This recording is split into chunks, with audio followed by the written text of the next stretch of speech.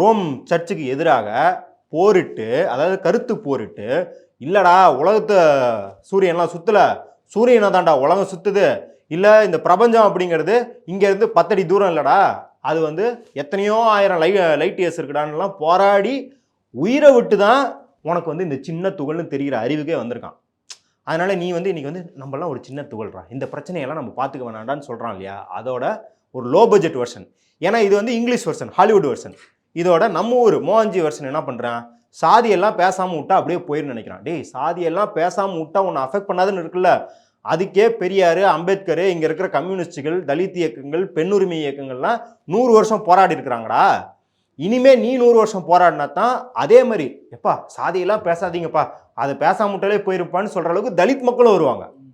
ஆனால் இன்றைக்கி நீ வந்து நீ தலித்துன்றதே கிடையாது, நீ உன் சாதியில் இருக்குல்ல, நீ எந்த ஜாதியாக இருந்தாலும் ஊருக்குள்ளே போனால், நீ ஆண்ட சாதியாக இருந்தாலும் அந்த ஆண்ட சாதிக்குன்னு ஒரு இலக்கணம் இருக்குல்ல, அந்த இலக்கணத்தோடு தான் நீ நடந்துக்கணும்.